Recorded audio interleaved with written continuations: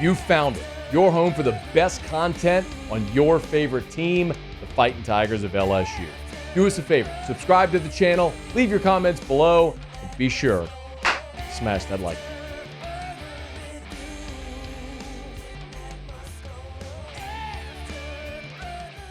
Well, Brian Kelly sit down with Jacques Doucet got a lot of people's attention, mostly because of 3 seconds of a 3.5-minute answer about NIL and defensive tackle. We've sort of unpacked that already. If you missed it, you can catch that on demand on our YouTube channel or podcast. My full thoughts are everywhere about it if you want to hear it. On Thursday, Brian Kelly sat down with Michael Cobble from WBRZ. I should say on Thursday that sit-down was released. That conversation, as I understand it, was recorded actually yesterday on Wednesday, but it was released today on Thursday in full. If you want to watch it in full, you can go to the WBRZ YouTube channel and watch it. It runs about 34 minutes. I did watch the entire thing today, and I thought it was really well done.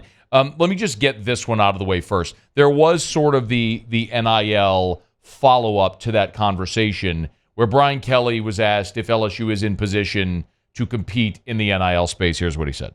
Absolutely. I think we have a really good model. Look, we're not going out and just acquiring free agents. We don't need to do that here at LSU. Right. We're uniquely positioned with such a great state that has high school football that allows us to develop our players here and then retain them with great NIL opportunities, which we have. So we have the infrastructure, we have in place an NIL opportunity for our players, and we'll keep building on that. So do we have the coffers that maybe some of the other schools do? No, because we don't need to do that. But if there's a player out there that we feel like will help our football team, we can go get them. So it's never going to be that we don't have the ability to do that. It will be much more about we choose not to do that. And that's a good place to be. So there's a half-truth in there. Yes, LSU could have paid Dominic Williams and things that we all talked about. But LSU not having the coffer some programs have is not because LSU doesn't need to. LSU doesn't have the ability to fundraise the way schools like Texas or Texas A&M can. LSU can certainly catch Ole Miss, who's crushed it, but they've done a remarkable job of engaging their everyday, their average fan, not just the $1 million booster. By the way, one of the guys who was spearheading that effort in Oxford is now in Baton Rouge. Come on down, Austin Thomas. So I would expect that LSU's NIL engagement with the average fan, I hate to say it that way because I don't mean to say that one fan's more important than the other. I'm just talking from a booster perspective. I think you understand what I'm saying. But the masses, the ones that aren't going to be writing 6 or 7-figure checks, that's something that I would assume LSU is going to improve on dramatically. In any event, I think Brian Kelly has spoken his piece. I've spoken my piece. LSU's not going to be they're never going to be the most well-funded collective. They're never going to have the highest price roster. But the thing that I have always said, there are 3, I'm going to say it again, in case if you never heard it.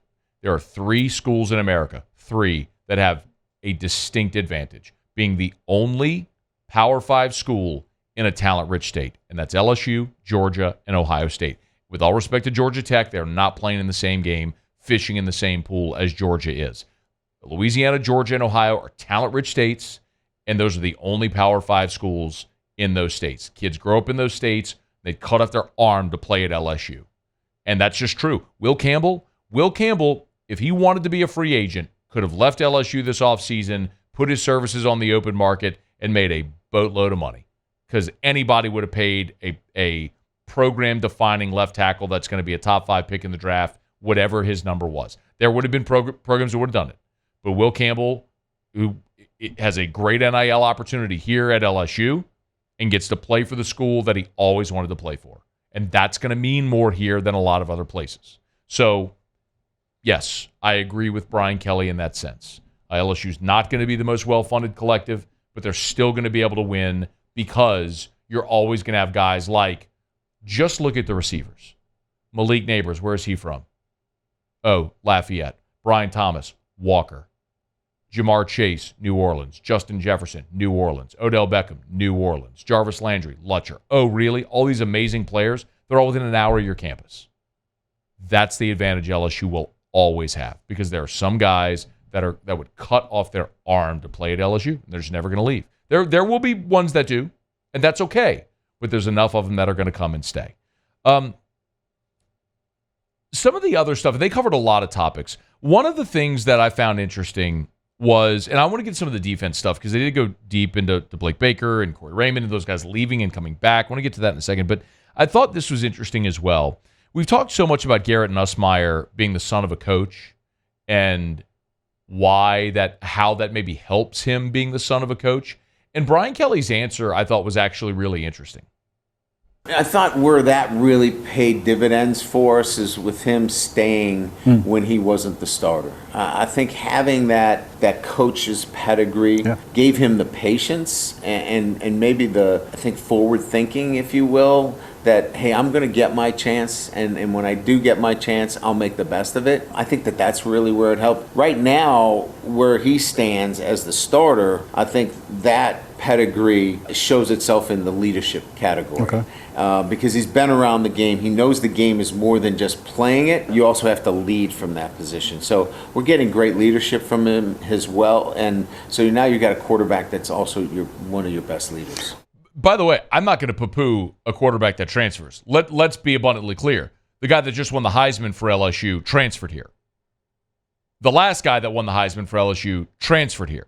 So I'm not going to sit here and poo-poo someone that transfers to seek a better opportunity. LSU has certainly benefited from that. But in this sort of rare instance, LSU didn't have to go seek a transfer or rely on a young player because they had the rare guy that stayed. And BK's telling you thinks like part of the reason he stayed is because he's the son of a coach and kind of gets that patience that comes along with being a coach and the son of a coach and have that mentorship. That was going to be interesting. I'm fascinated to watch Nussmeier this year, to watch his growth and his trajectory, because that's a guy that early in his career, I know a lot of people were Nuss bust people before the 22 season, and I was one that was pounding the drum like Jaden Daniels. He has the experience. You didn't go get him not to play him, and it obviously worked. But Nuss stuck it out, and we've seen talented guys like Walker Howard leave as a result of that. Well, now it's Nuss's shot to make sure, or to validate that decision. It's going to be interesting to see. A lot of fan conversation is centered around Cory Raymond, Blake Baker, two guys that were not retained by Brian Kelly when he first got the job at LSU and now has brought back. And that's something that Michael Cobble asked of Brian Kelly, in essence, to say, in hindsight, did you make a mistake in not retaining those guys and now 2 years later having to come bring them back? Yeah, I think time, and I think Blake needed another job. I think Blake needed to go out after, he was at Miami, then he came here as a position coach. I think going to Missouri, I think he would tell you it was a great opportunity for him to really, show himself and what he could do with, he didn't have, the players that he had at Miami. And kind of in some sense, the sum was greater than any one of his parts there. And you saw all the players that they got drafted at Missouri. So I think it was a great opportunity for him and to be evaluated at the same time. So it gave me a great chance to see him in that role, and I think it worked out great for him. With the benefit of hindsight, we could all look and say, you should have retained Blake Baker because he had 2 great years at Missouri. But at the time, if I had asked you candidly, would you want Blake Baker as your defensive coordinator, who was the 1-year linebackers coach at LSU on a failed defense with Ogeron and Durante and all that stuff, part of that era, or get Matt House from the Kansas City Chiefs, who had been a successful defense coordinator in the SEC at Kentucky? Like, we can be honest here, right? Like, with the benefit of hindsight, we could all look back at that moment. If I said back 2 years ago, which would you have taken? We all would have taken Matt House over Blake Baker.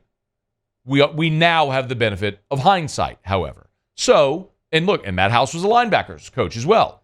So you weren't going to keep Blake Baker to coach linebackers. So I get it.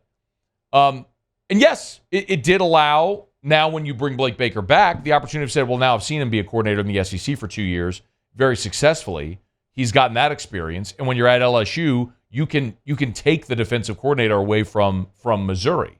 That wouldn't happen vice versa.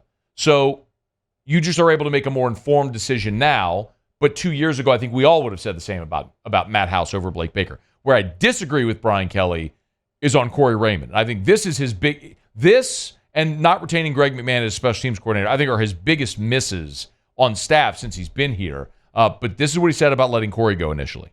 I think when it came to Cory, I think at that time, the transition was needed. And so I think it's all about timing in those situations. It wasn't about that anybody was a bad coach. Right. It was much more about the timing and making it a reset. And everybody got a chance to take a reset, take a step back. And now I think the timing works out great. And all the roles now fit nicely for us at LSU.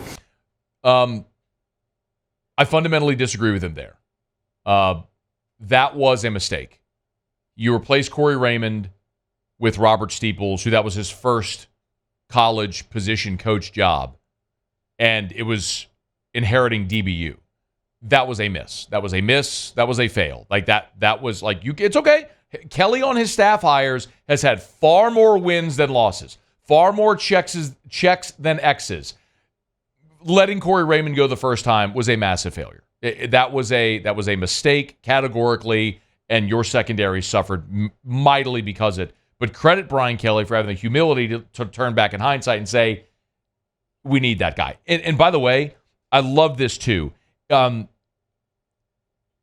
been this question about Cory Raymond, has he lost a step, whatever the case may be. Listen to what Brian Kelly, how he explained what the expectation is for Cory Raymond on the staff. There's no one that I've been around in my time that works harder at the recruiting end of it and carries a reputation that is nationally as strong as his. Yeah. So, and we needed to get better there. He cares so much about the development of the players at that position that you don't have to worry about where he is. I mean, he is with his guys every second of the day. And so we needed player development and we needed recruiting. We didn't need anybody to let us know what kind of coverages he wanted to run or what kind of schemes. We needed somebody to develop players and recruit them. And he's doing that. By the way, Cory Raymond didn't learn how to recruit and develop players in the last 2 years while he was in Gainesville. You had that guy and you let him go. That was a miss. So that's where I would disagree. Hey, thanks so much for watching. Please leave your comments. I love to interact. And be sure to hit the red subscribe button below.